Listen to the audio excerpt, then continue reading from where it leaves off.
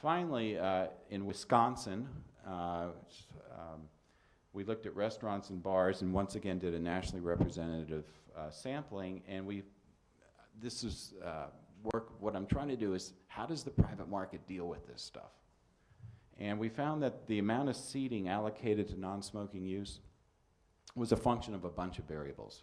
First and foremost, do you have many smokers? But also, what are the occupations? Because we know smoking varies by occupations, blue collar, white collar, oftentimes. Are children present? Is it a college town? Do they serve liquor? What's the age of the business? Is it a corporate enterprise? All these sorts of things, which economic theory would predict. We found in Wisconsin that 50% of the restaurants allowed smoking everywhere. 20% forbid it. Private market, once again, trying to deal with this issue. And bars allowed it throughout, okay? So there's a range of solutions, and they emerge over time, and these would change. If we have more and more non-smokers, the numbers will go more in the favor of the non-smokers. This is exactly what you would predict.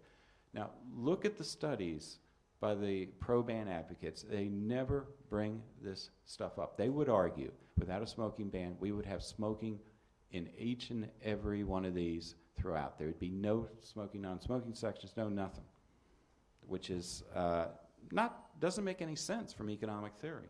All right, so the economic theory is that, okay, finally, the predictions. You impose a smoking ban, some are going to gain, some are going to lose, and some are going to be unaffected. And I'm going to fall asleep when I say that. What else would you expect?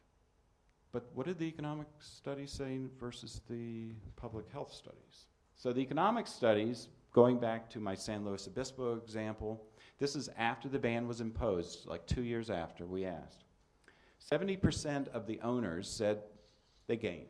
25% they lost business, and then 57% had no effect from the ban.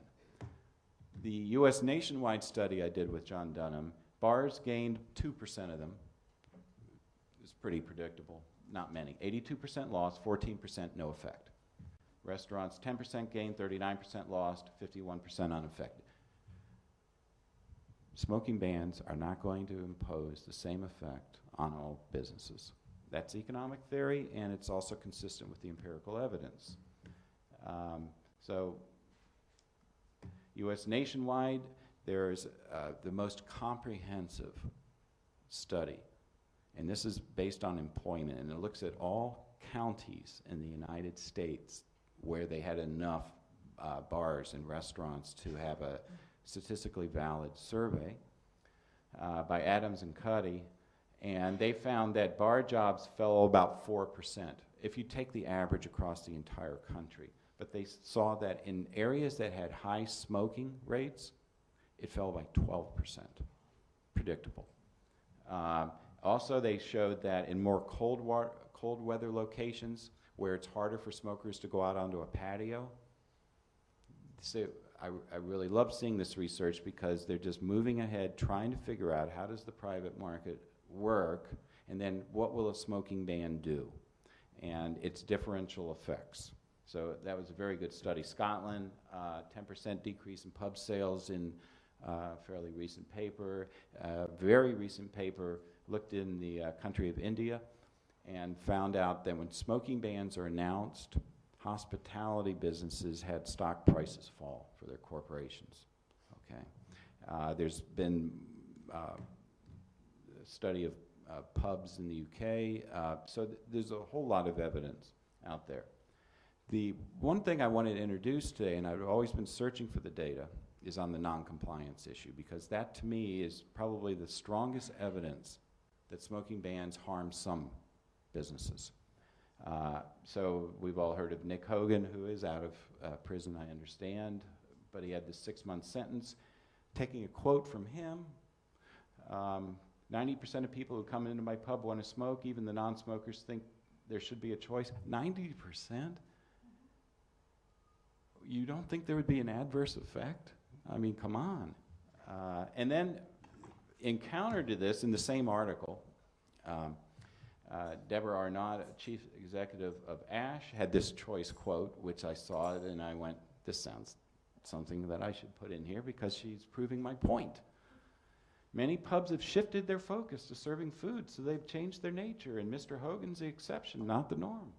Compliance rates for the ban are way above 90%. Well, to an economist, that means something a little different. Okay, so the data, and I haven't verified this, but I've heard that many pubs in the UK have been closing down. One number is 40, I don't know what it is, but as an economist, the very fact that you've got to change your business is evidence that the smoking ban's harming you, because they would have changed their businesses to this without the smoking ban if it was profitable. Otherwise, you assume they're stupid, and only the pro-ban advocates are smart. Doubt it. Okay, so I've recently been very happy to get evidence from the non-compliance in the smoking ban in the state of Ohio, and I found 47,000 violations, and took me many, many, many hours. I'm still working on this to do a statistical analysis, but just very briefly. Over the period, it was imposed and implemented in May 2007. 43% of the violations were bars. What would that mean? Totally consistent with the evidence that I was showing you before. Organizations such as veterans clubs, which usually have bars. So they're really a form of a bar. And then fraternal organizations. And then bingo halls and other things. They're another 23%. So, I mean, if you were to add those two together, these are also fairly high smoking venues. Restaurants, 3%. And then the other, about 30%, includes grade schools or low-level schools, nursery schools, and I don't know, people on street corners. It's incredible. But this is a very good way of trying to figure out where the harm is being imposed in a particular state, and it's a high-smoking state. So those are the numbers, 19,800 for bars, etc. But bars are 14 more times likely. If I added in the organizations, it'd be much higher. So this business about bars and restaurants, no differences in the economic effects, it just doesn't make any sense. But this is what studies are saying. So the implications, and this means that not all businesses are complying. What would that mean? If they had to comply, if it was totally enforced, these past studies have underestimated the harm. So these are underestimates of the harm that I'd shown you before, and fuller enforcement would produce more closures and detrimental effects. Now, what do the public health studies do? Well, we don't have all day, but I'll give you some of the highlights. Number one, there's no economic model of harm. This is what they say. Because there are more non-smokers than smokers, we put a smoking ban in. The non-smokers will now frequent and spend more at these venues, and even if the non-smokers leave, they'll still make more money. Maybe. That's an economic model? It doesn't make any, maybe. So the model that I've introduced before, it's differential harm. Number two, they use this thing called a community effects methodology, and to be frank with you, I read about 4 of these studies and I still didn't know what one was. And I've been doing statistics for many, many years. And then it finally dawned on me what they were doing. They were looking at a particular location called a community, and they were adding up all the restaurants or all the bars into one number. And then they were asking, you impose a ban, what happens? Does the number go up, go down, or have no change, such as sales or tax revenues? And that's silly, because you're using a methodology that cannot give you the answer you want to look for, and that is there differential harm?